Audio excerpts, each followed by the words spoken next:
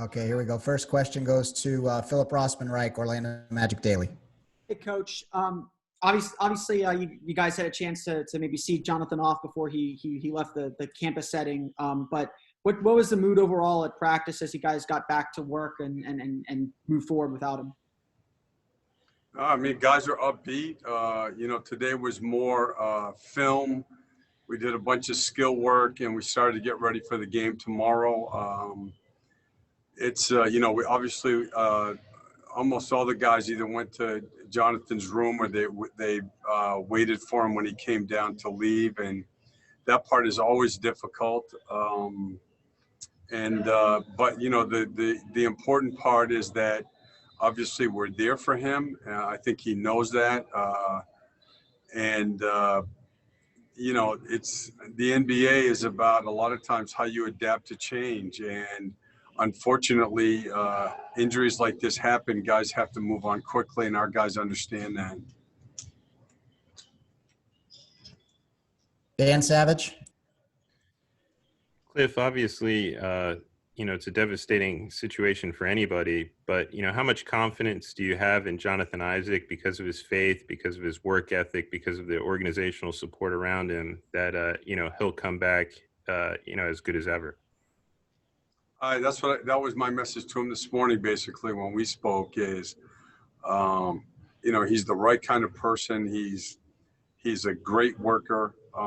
He's very mature, and, he's got great support here. And I think he understands that. So it's incredibly unfortunate. And yet for him, it's important that we turn the page and move on quickly and start to work towards him getting back on the court again. Mike Bianchi. Yeah, Cliff, you guys have been playing so well. When a popular player like this goes down, how do you keep sort of a malaise from coming over the team and, as you said, turn the page? No, I think you just have to talk, you have to discuss it, obviously. And then, especially the veteran players, they've been through this before. I mean, in different stops. Again, this is a Van Gundyism, but adapting to change is one of the biggest keys for anybody in the NBA. Players get traded, players get injured, coaches get fired, and you have to turn the page quickly and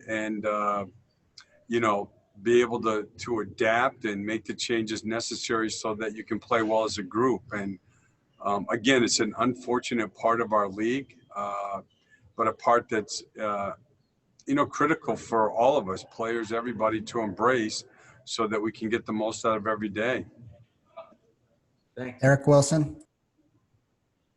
Coach, as difficult as it may be during this time, and you said you were focusing on film, when you look at Indiana, was there one aspect that you guys kind of centralized on when it came to how to, work your style and your game versus them tomorrow night?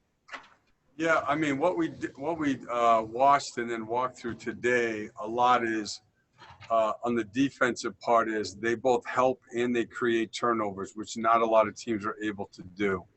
And they've hurt us like they hurt a lot of the teams when they break the lineup, and especially with McConnell and McDermott on the floor, we have struggled with them. So those were two of the things that we started to, work on a game plan for today, and we'll do it in more detail tomorrow morning. Josh Robbins. Steve, I understand you've dealt with ACL. You've seen players deal with ACLs many times before, and you've seen much worse for players you've coached. But as important as it is to adapt, just how painful was it for you to see this happen to J.I. and how badly do you feel for him? I mean, I hate to use the word crushing, but this is not an easy one to deal with. And like you said, I mean, I've been around a lot of injuries because, watching how much he put into this, how hard he's worked, during the majority of the days when we were allowed to open Amway again for the individual workouts, he was the first one in, a lot of times there by 7:15, doing just strength work, conditioning work, and rehabilitation work with Lindsay, with Nathan, with Aki. And then he would come back in the afternoon and do his skill workout, with Pat Delaney. And, he's always so committed. And he's such a great person and teammate that you hate to see something like this happen to anybody. But I can't lie, it's particularly difficult to handle when it's someone like him. Back to Philip Rossman Reich. Not that any team inside this campus with all the best teams are any easier than any others, but I remember back in November, Evan saying that Indiana was kind of a measuring stick team for you guys, a team that was where you guys wanted to be, getting ready to play, kind of 4 high-level Eastern Conference playoff teams in the next few games. How important is it to kind of get that measuring stick and see where you guys are at heading into what you hope is another playoff berth? Absolutely. I mean, the goal from day one has been be in the playoffs and be playing in a manner where we could be a factor.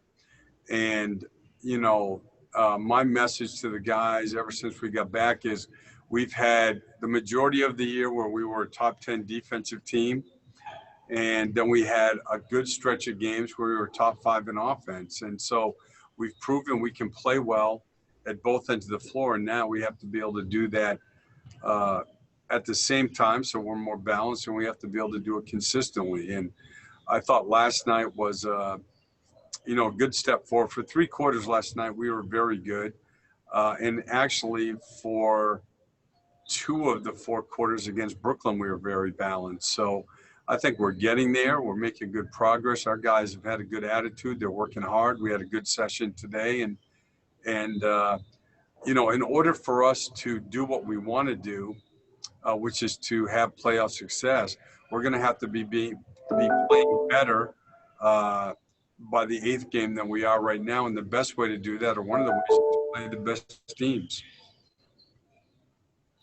Jamie Say, WKMG. Steve, when you saw Jonathan either last night or this morning, did he have a message for you? And if so, what was it? No, he was very positive. I mean, he was. I think that he has a great sense of self. I mean, I think that he puts a lot of thought into the type of person he wants to be, what his priorities are. And I think that when you're like that, and, there's a lot of self-reflection that goes on with him. I think that when you're like that, you're able to handle adversity better than maybe others who are more overreactionary. So I felt like his mindset was good. He was actually very upbeat. And, I think that's the way that he'll be. I mean, that's just who he is. Josh Robbins. Steve, in your experience, how long does it take for players to return to their normal playing ability when they come off an ACL? I would think, Josh, I think I think that would be just player to player. I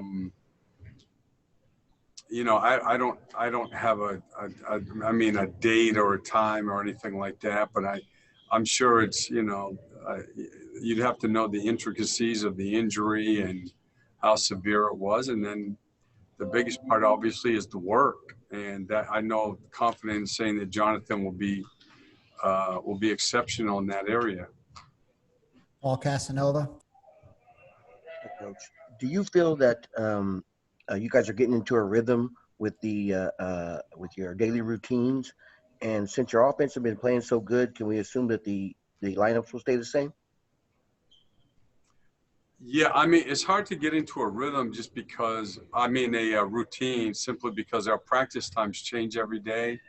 So for everybody, all 22 teams, sometimes you practice in the morning, sometimes in the afternoon, sometimes in the evening. So it's hard to get into a really specific routine. And I mean, the playing groups will change a little bit now without JI. And that's something that I was messing around a little bit right before we came over, and I'll do some more tonight. Any other questions for Coach Clifford? Okay, thanks, Cliff.